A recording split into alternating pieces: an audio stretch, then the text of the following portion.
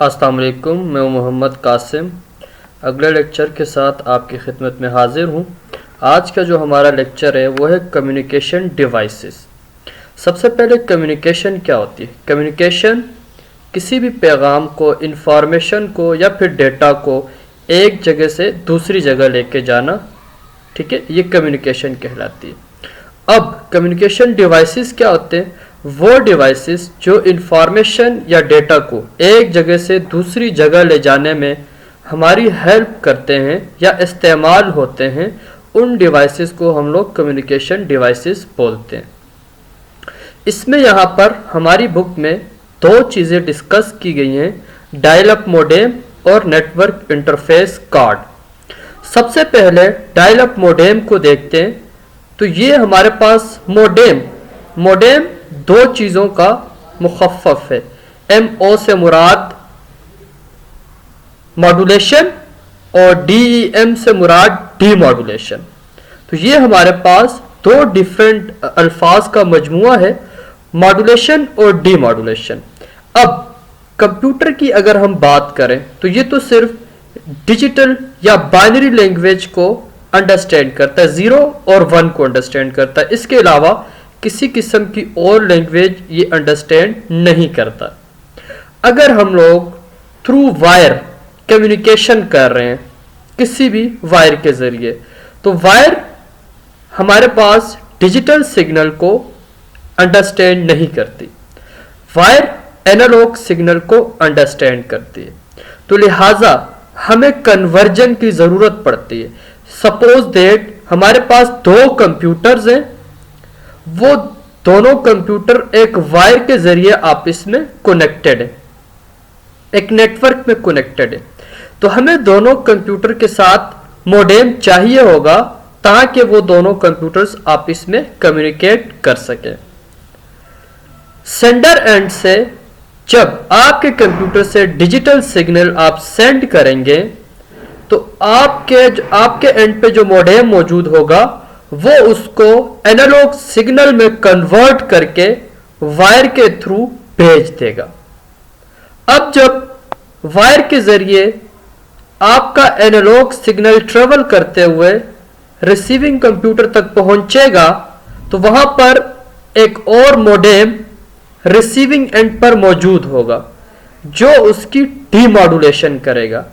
Demodulation से मुराद आपके receiving end तक वो मैसेज, वो इंफॉर्मेशन पहुंच चुकी है जो कि एनालॉग फॉर्म में, और रिसीविंग कंप्यूटर बाइनरी को अंडरस्टैंड करता है, डिजिटल सिग्नल को अंडरस्टैंड करता है।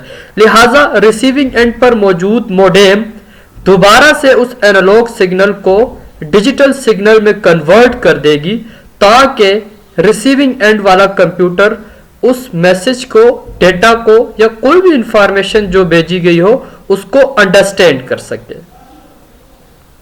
अब आप ये चीज समझ चुके हैं कि मोडेम क्या चीज है। बेसिकली मॉड्यूलेशन और डीमॉड्यूलेशन, जब आप डिजिटल सिग्नल को एनालॉग में कन्वर्ट करेंगे तो इसको मॉड्यूलेशन बोला जाता है जो कि सेंडर एंड पर होती है।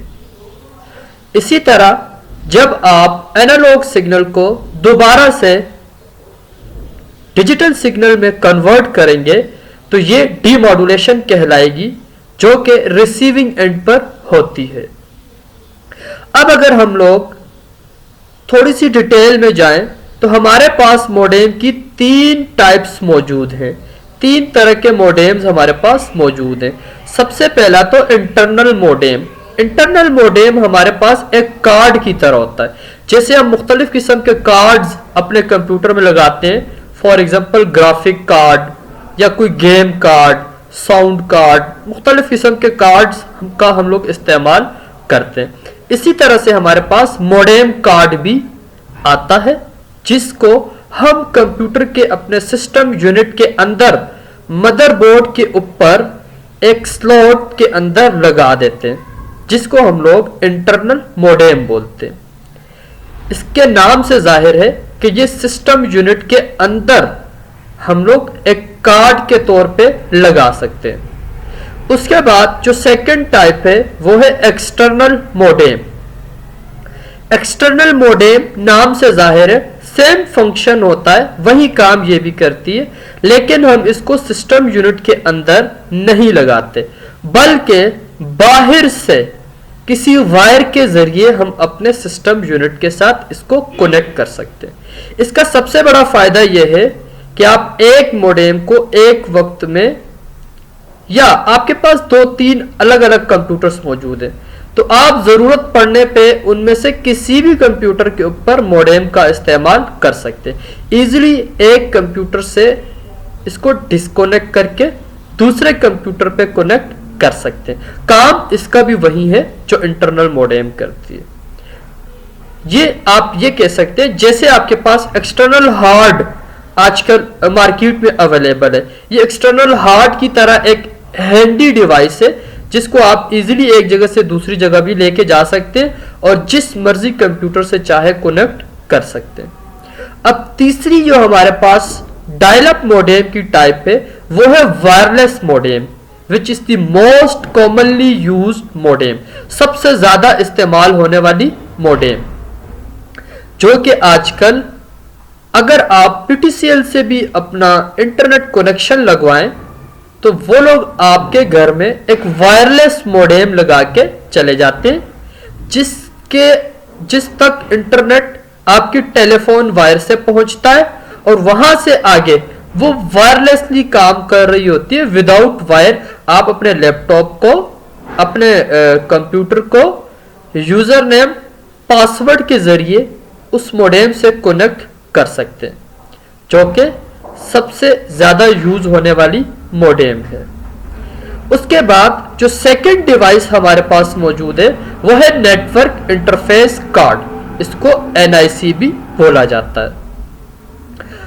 ये डिवाइस या ये एक कार्ड होता है, ठीक है। इसको कंप्यूटर का जो आपका सिस्टम यूनिट है उसके अंदर इंस्टॉल किया जाता है, लगाया जाता है। अगर आप किसी नेटवर्क में अपने कंप्यूटर को कनेक्ट करना चाहते हैं तो आपके कंप्यूटर के अंदर नेटवर्क इंटरफेस कार्ड का होना जरूरी है। अगर आपके कंप्यूटर में नेटवर्क इंटरफेस कार्ड नहीं है तो आप अपने कंप्यूटर को किसी भी नेटवर्क के अंदर कनेक्ट नहीं कर सकते। लिहाजा अगर आपने किसी नेटवर्क में अपने कंप्यूटर को कनेक्ट करना है तो आपके कंप्यूटर में यह चीज जरूरी है कि नेटवर्क इंटरफेस कार्ड लगा हुआ हो, अदरवाइज आपका जो कंप्यूटर है वो इस काबिल नहीं होगा कि हम इसको किसी लोकल एरिया नेटवर्क या किसी और नेटवर्क के अंदर कनेक्ट कर सकें। तो ये था आज का लेक्चर कम्युनिकेशन डिवाइसेस। इसके अलावा भी हमारे पास और बहुत सारी डिवाइसेस मौजूद हैं, लेकिन आपकी बुक में सिर्फ ये 2 डिवाइसेस डिस्कस की गई हैं, लिहाजा हम इनको कवर कर चुके हैं। अगले लेक्चर तक आप सबसे इजाजत चाहूंगा। अल्लाह हाफिज।